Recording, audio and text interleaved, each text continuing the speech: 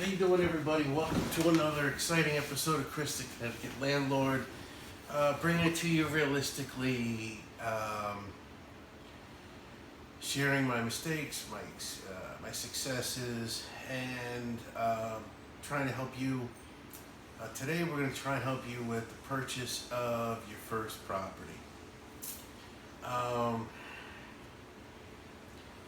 My first suggestion is going to be go ahead with a self-assessment. What type of landlord do you want to be? What type of landlord are you capable of being? Realistically, what kind of physical work can you do? Just put yourself in the position of being a building owner. You need to have good relationships with your tenants. You need to be responsible. You need to maintain your buildings. So do I want to have more than one unit on my first? Do I want to have 3 or 4? How do I want to do this? Be honest with yourself, okay? And then start running numbers on buildings. All right. One that I'm going to kind of pick on today is the cap rate or capitalization rate for a building. You're going to find cap rates. In the A grade properties, they're going to be at 7-8%. B grade properties are going to be 9-10%. C grade properties are going to be up at about 12%. 14%, like on this wonderful gem we'll get into in a minute. Capitalization rate, as you go through the numbers, is one thing, but the weakness that I see in capitalization rate is the expenses, okay? The expenses that you can validate: water, owner's meter, things like that, those are fine. But the other expenses are just too easy for a seller to leave out, okay? And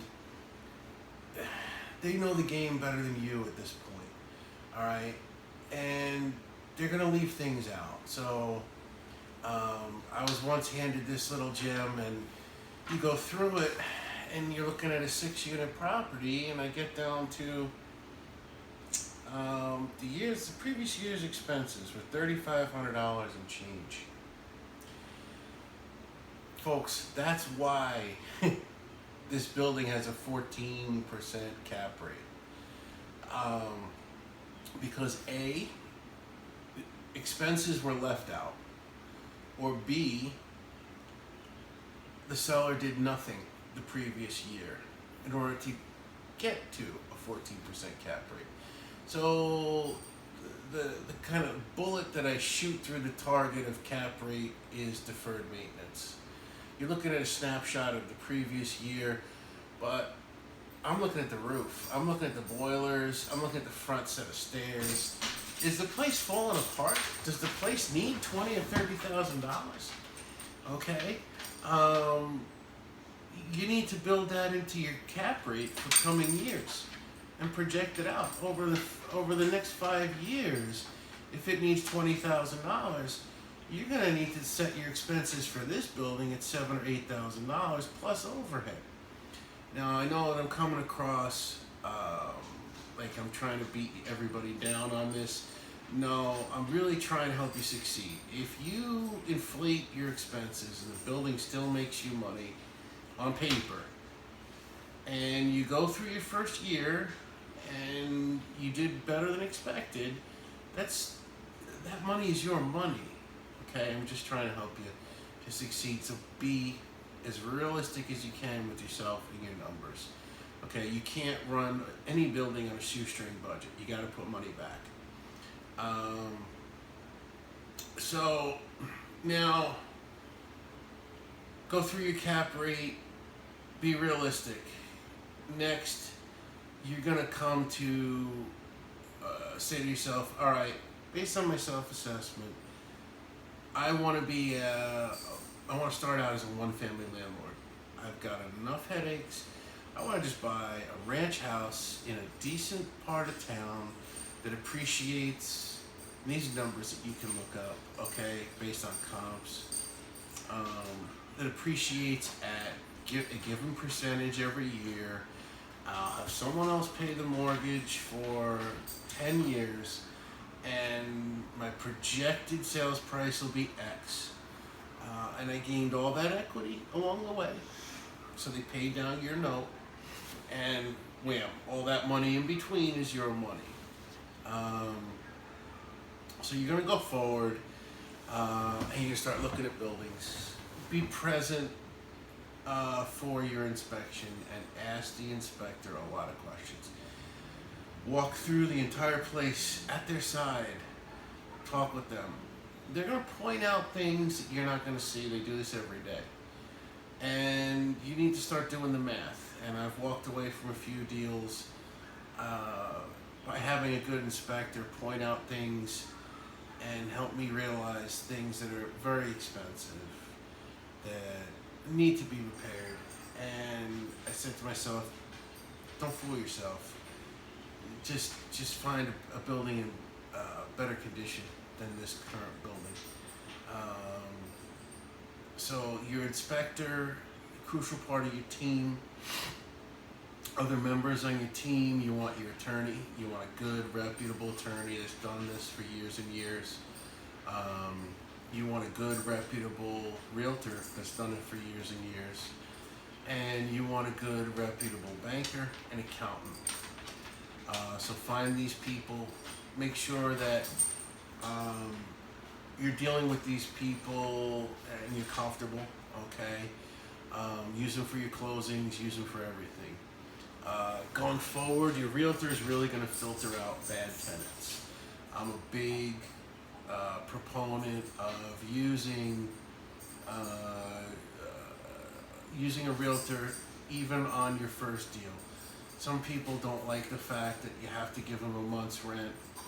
What you got to realize in the big picture is that a realtor has a giant pool of tenants to choose from via the MLS. As well, probably 85% of your bad tenants won't call a realtor. They try to get directly to a landlord, okay?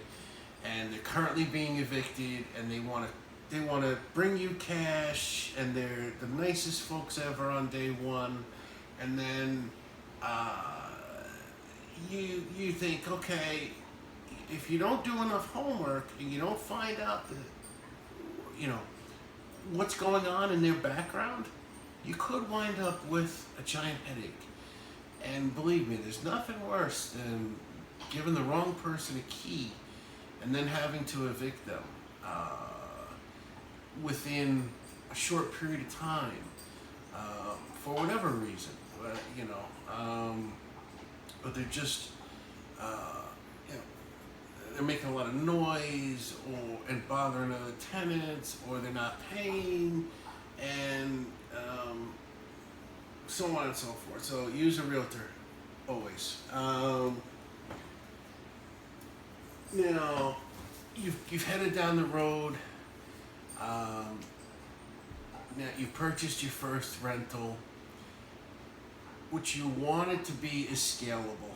Okay, so your second purchase is going to fit that framework. Your third purchase should fit that framework, and you'll be surprised how much smoother things go, how much more profitable things go,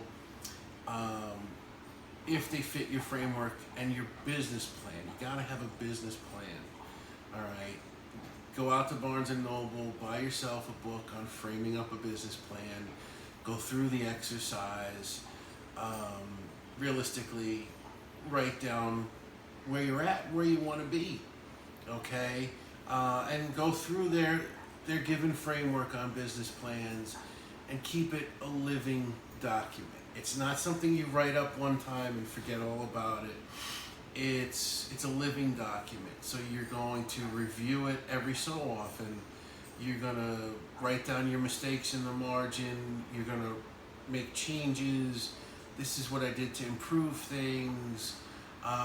Your business plan and your business model needs to be a living document, okay? And you need to refer back to it often and hone it, okay? You'll make more money, straight up, you'll make more money if you have a plan, all right? Those who fail to plan, and you will also find targeting your subsequent buildings will fit your plan, okay? And that's how you make money. I'll leave that on the floor because that's where it belongs. Let's see, going forward, plug and play. Your first one should be turnkey. All right.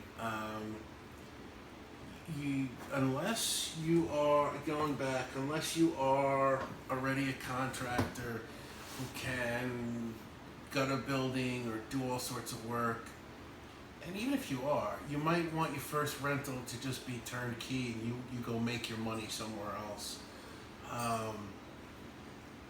Buy something that's rented, okay? Buy something that's in good condition. The roof has some longevity to it. The boilers have some longevity to them.